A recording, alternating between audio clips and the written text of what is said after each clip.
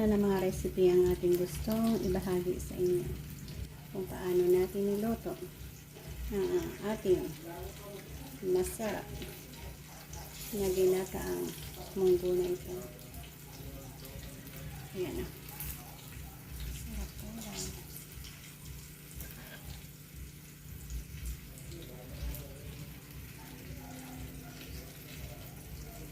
Morning! Another day ng ating sharing video sa inyong lahat.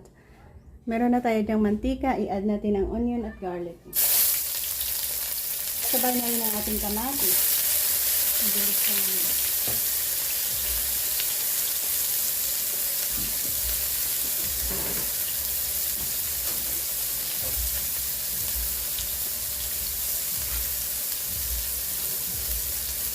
I-add natin ang ating munggo.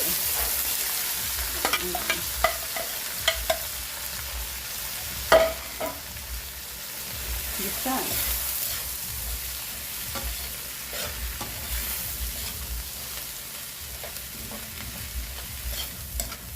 Na free-boiled na natin ito kaya medyo madali silang madurog. Ayan yung biak-biak na.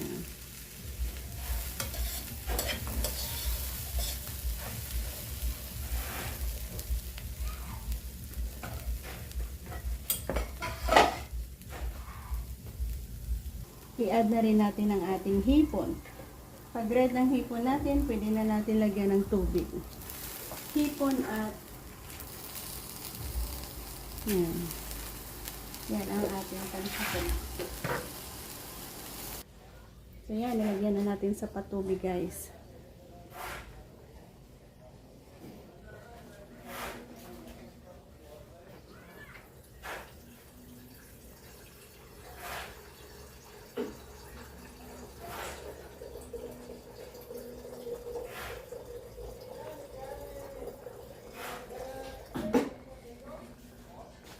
Additional pa.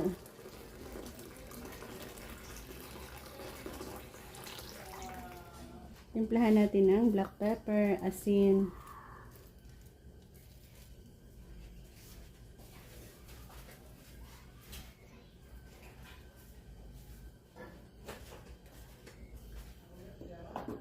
na rin, magic sarap.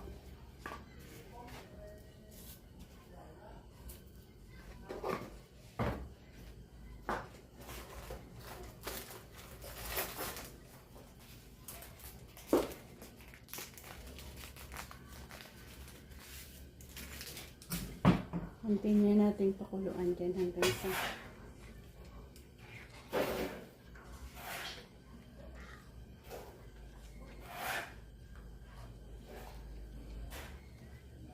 pwede na natin i-add ang ating kalabasa. Ito yung mga hardest ingredients na kailangan natin ilaga. Kalabasa.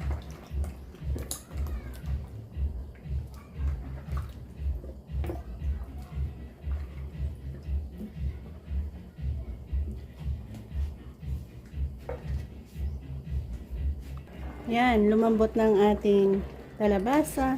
Mag-add tayo ng gata.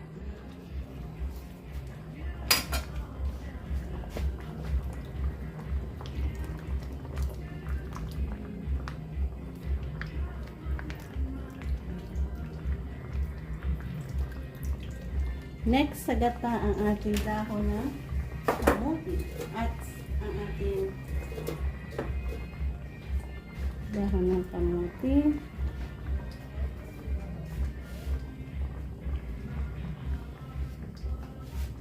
sili,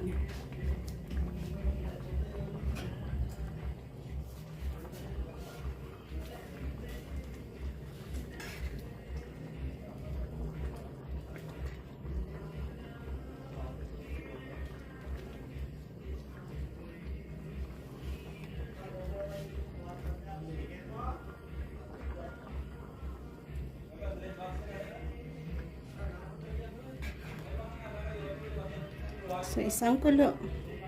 I-add natin ang sigarilyas and we are ready to eat. My partner yan guys. Ang partner niya ay yan, magluluto din tayo ng so yan ang kanyang partner.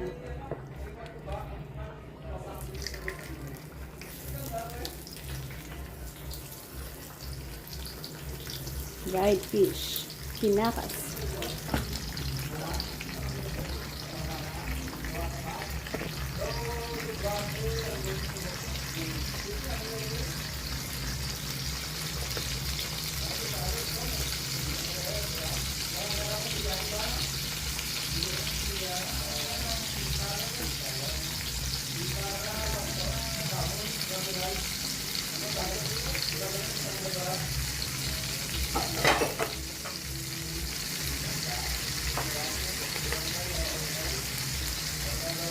Tayo sa sigarilyas.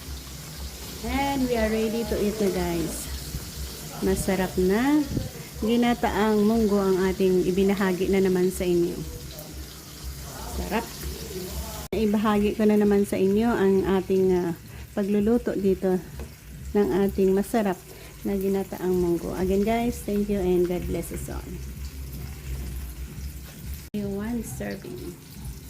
So manamit kahit sa puruso natin nga dapli ito dahil ginataan nga munggo, kalabasa at hipon.